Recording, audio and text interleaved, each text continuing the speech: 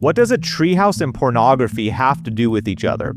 If you're the type of person that wants to leave a big impact, you're going to want to watch this video until the end. I was 12 years old and I was riding my bike with some buddies.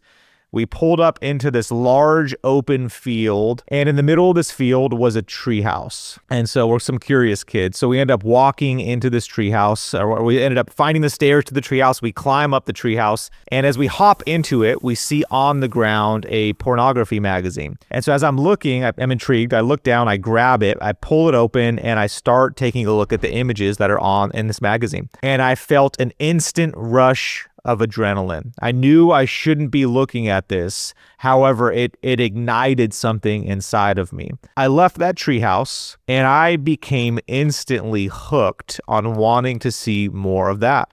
And so I eventually started looking at that type of imagery and videos online on a regular basis and became hooked. And what happened was I started to hide it.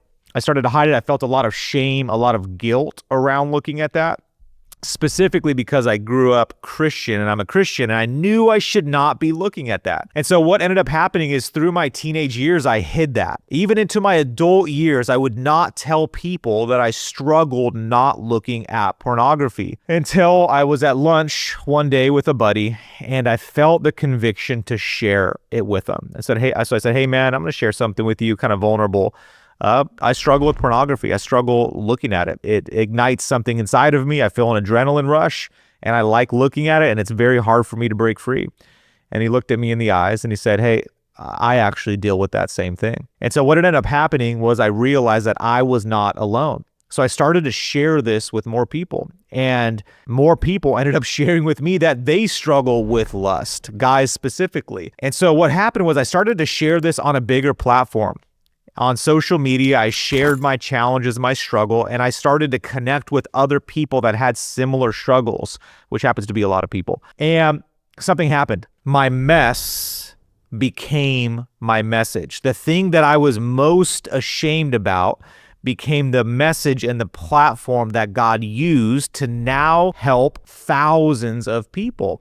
So through Rise Up Kings and the other programs that we have, we've been able to help thousands of people by me sharing and bringing into the light the thing that I most wanted to keep in the dark.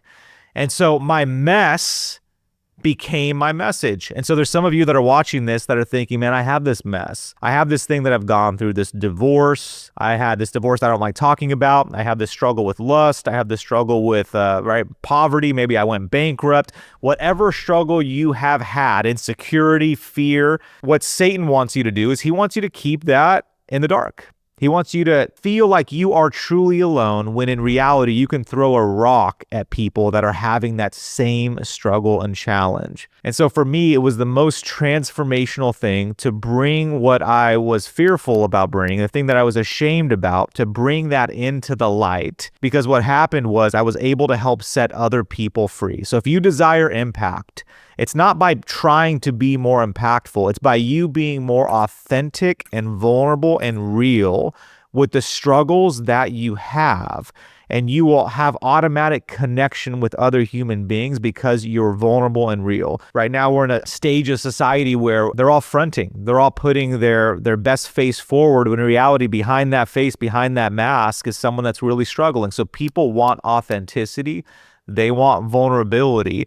And when you bring that, your platform will increase. But as long as you pretend that you have everything together and you haven't had any problems and you keep those things in the dark, you will be acting inauthentically. And so I want to challenge you, as I've challenged myself, to be real, to share some of the struggles that you've had and to expand the impact that you are capable of having by sharing your message, whatever your message may be. So the moral of the story is beware of random tree houses in the middle of fields. You'll never know what you'll find. No, in all seriousness, God has allowed those things to happen, not so that you can hide them and be ashamed of them, but so that you can share them and bring freedom for other people.